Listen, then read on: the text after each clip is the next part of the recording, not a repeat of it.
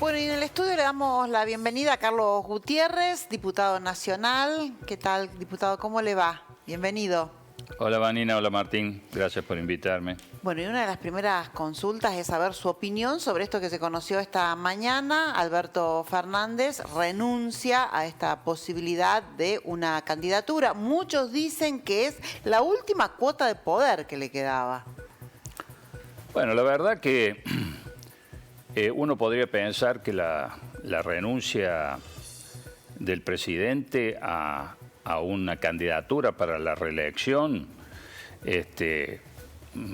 sería en otro contexto una decisión que a lo mejor podría valorarse, sopesarse en el público, ¿no? En la gente. Yo creo que ha hecho muy bien el presidente en renunciar a eso, porque ojalá entonces de esa manera tenga tiempo para dedicarse a los temas que realmente debieran hacer que se concentre excluyentemente en ellos.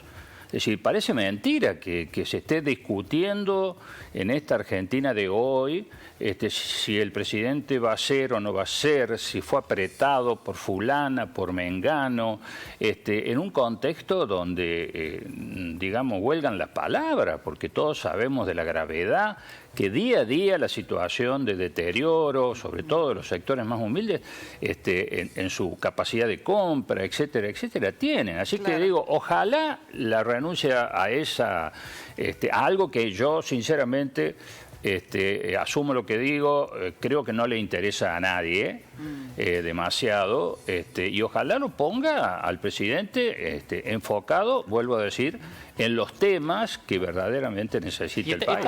¿Esta renuncia da más certezas en un panorama incierto o suma más incertidumbre para lo que viene? Claro, porque todavía al gobierno del presidente le quedan 8 meses por delante, claro, por eso un poco menos de 8 meses. Sumo a tu pregunta esto que muchos se están preguntando, ¿no? ¿Quién gobierna de acá hasta que se cumple el mandato? Bueno, ese es el gran... primero que la renuncia del presidente es a una candidatura para una eventual reelección. Pero esto no lo saca él, al contrario, vuelvo a lo mismo, es decir, debiera concentrarlo precisamente por el tiempo que queda en tratar de, por lo menos, arrimar alguna solución a los tremendos problemas que se agravan día a día. El grave problema de Argentina es precisamente el que ustedes marcan, es decir, no tenemos gobierno. Y cuando no hay un gobierno, en cualquier ámbito que sea, cuando no hay una conducción, cuando no hay un rumbo, y bueno, es decir, todos nos desesperamos porque uno puede o no estar de acuerdo con las medidas que tome eventualmente un presidente, alguien que tenga responsabilidad institucional. Pero una cosa es no estar de acuerdo, otra cosa es mirar para arriba y darse cuenta que el barco no tiene piloto, no tiene capitán. Es decir, esto es realmente muy, muy feo. Lo que le está pasando a Argentina y bueno, y ojalá el presidente se concentre por lo menos en lo que evidentemente todas estas cuestiones que no le interesan, vuelvo a decir, a nadie, que no sea a quienes creen que todavía se puede especular con cuestiones electorales, con disputas de cargos, y esto no es solamente una apreciación que la hago respecto del presidente y del oficialismo, la vemos también en este famoso funcionamiento de la grieta, donde la oposición tampoco se logra, o no logramos, por ejemplo, en el Congreso, ponernos de acuerdo con temas que se podrían estar solucionando hoy. No habría por qué esperar a la próxima elección. Ahora, Carlos, otro tema que lo planteamos desde acá, desde hace tiempo, pero uno se siente como que habla en el desierto, ¿no? Al mismo presidente, cuando asumió, se decía el más federal de todos los presidentes y que iba a solucionar estas asimetrías como, por ejemplo, con el tema de los combustibles, que se ha llegado a un acuerdo de precio que solo se respeta en Buenos Aires, pero en el resto del país vemos aumentos desmedidos. Así es. Bueno, este que ustedes tocan es un tema, uno de los tantos temas que marcan esta asimetría, es decir, la diferencia de tratamiento que tienen temas tan sensibles como, por ejemplo, el costo de los combustibles entre el AMBA y el interior del país. No solamente Córdoba, todo el interior del país. ¿Y qué es lo que sucede acá? Lo que ha sucedido es que ha habido un acuerdo del gobierno nacional con las petroleras para que el aumento que surgió del 4%, alrededor del 4%, a partir del 16 de abril, fuera soportado fundamentalmente por el interior. ¿A qué costo? Al costo que ustedes dicen, mayores precios.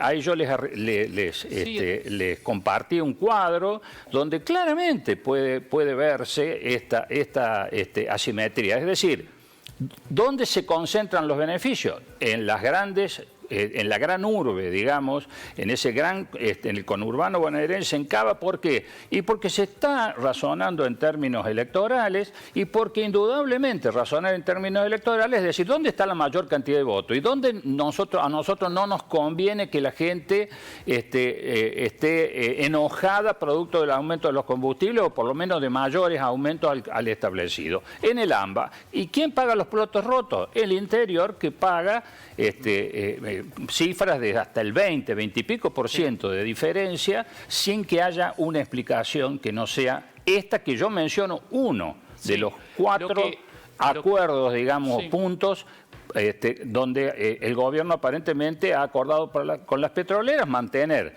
el 4%, pero aumentando los precios en el interior y una serie de otros puntos que tienen que ver con cuestiones técnicas, ¿no es cierto?, de IVA, de ganancia, de evolución, etcétera, etcétera. Sí, que nosotros lo planteamos al comienzo de esta semana porque en todas las provincias los medios reflejaron que ese aumento del 4% anunciado a nivel general no había sido tal, había llegado al 10%, 15% o más en algunos lugares, y usted nos compartía efectivamente unos cuadros que muestran esa comparación de precios entre la ciudad de Buenos Aires y lo que ha pasado en otras ciudades de Argentina.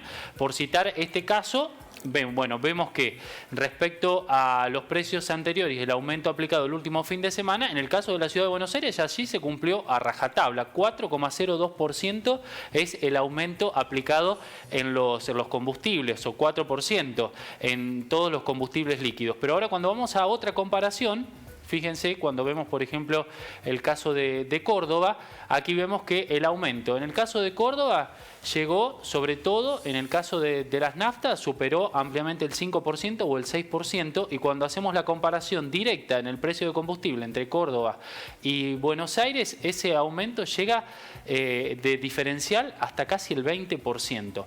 Vamos con otro caso. Lo comparamos con Rosario, también la tercera ciudad argentina, la principal ciudad de la provincia de Santa Fe. Allí también vemos que los aumentos se dieron entre un 5 y un 6%. Y en la comparación Rosario-Buenos Aires, los aumentos llegan en diferencial hasta el 20,78%. Y un tercer caso para mostrar que ni siquiera todo el beneficio alcanza a toda la provincia de Buenos Aires, sino que se hace mirando el área metropolitana de Buenos Aires y la ciudad de Buenos Aires, porque en Tandil, en el sur de la provincia de Buenos Aires, el aumento también fue superior al 4%, y fíjense la diferencia que existe hoy en el precio del combustible entre Tandil y la ciudad de Buenos Aires. Solo en el concepto de la nafta super, 26% de diferencia, ¿no? Bueno, lo decimos desde hace tiempo. Ahora, la pregunta que planteábamos nosotros también en el comienzo de esta semana es: ¿qué se hace, qué se está haciendo o por qué no se avanza para corregir las asimetrías? Porque tenemos casi 300 diputados, tenemos más de 60 senadores que representan efectivamente a las provincias, hay directores de YPF que vienen de las provincias, hay una secretaria de Energía que es salteña. Todos conocen de sobremanera la realidad, lo que está pasando, la discriminación, el saqueo al interior en una cuestión como los combustibles. ¿Qué se hace, diputado? Bueno, esta es una buena pregunta. Porque el ejemplo que vos dabas de Tandil, que es tal vez uno de los logaritmos más altos, bueno, se responde muy simple, como yo lo decía recién. Se ve que Tandil no tiene la importancia electoral que sí tiene la ciudad autónoma de Buenos Aires, la Cava y el conurbano. Entonces, estas son decisiones que ha tomado el Ejecutivo, el gobierno de Alberto Fernández y su ministro de Economía y todos sus ministros, y que nosotros hemos puesto dentro de tanto de la Cámara de Diputados como en senadores, en nuestro caso Alejandra Vigo, el grito en el cielo por esto, no solamente en oportunidad de que el jefe de gabinete fuera a la Cámara y le hemos preguntado las razones, sino que históricamente incluso hemos venido presentando proyectos y pedidos de informe en esta cuestión. Ahora, nosotros somos lo que somos numéricamente dentro de la Cámara. Lo que nosotros tratamos de, no nos alcanza a nosotros para definir ni siquiera el trabajo en comisión, la definición en comisión de estos proyectos presentados, o de uno que eventualmente denuncie y trate de poner en orden esta asimetría realmente tan marcada. Y esta es la invitación que nosotros decimos y le hacemos al resto de la oposición. Porque si toda la oposición se uniera, e independientemente de lo que cada uno juegue en términos electorales, ¿no? Si nos uniéramos para tratar de resolver, o por lo menos tratar de presionar respecto de estos problemas, seguramente el gobierno nacional o YPF no podría haber tomado esta medida donde, claro, teniendo el 60% del mercado, jugó, ¿no es cierto?, con aumentos diferenciales, y atrás fueron las petroleras, como otros beneficios que han constituido esta cuestión. ¿Por qué digo esto? Porque es central en este país en el que hoy tenemos la situación que tenemos y en el país que viene. No hace falta llegar a la elección para ponerse de acuerdo. Ahora, Carlos, en estas cuestiones. Ya tenemos que ir finalizando porque tenemos otra entrevista que ya la tenemos que realizar. Le agradecemos que haya venido hasta acá a darnos su punto de vista y esperemos que, porque por acá pasan candidatos, ¿no? Han pasado candidatos presidenciales, no ahora, sino desde antes, ¿no? Y todos dicen que se van a ocupar estas asimetrías del interior, pero después llegan al poder y, sin ir más lejos, como decía Martín, la secretaria de Energía es de Salta. Y en Salta es uno de los lugares donde más aumentó. Una de las provincias donde mayor aumento se registró el último fin de semana. Coincido con ustedes, y sería muy bueno preguntarles a los candidatos por qué no solamente no lo incorporan estas cosas en su discurso, sino por qué no se ocuparon antes, porque esto nosotros lo venimos diciendo hace muchos años. Lo planteamos y sigue todo así. Carlos, le agradecemos mucho gracias a ustedes. su presencia. Gracias.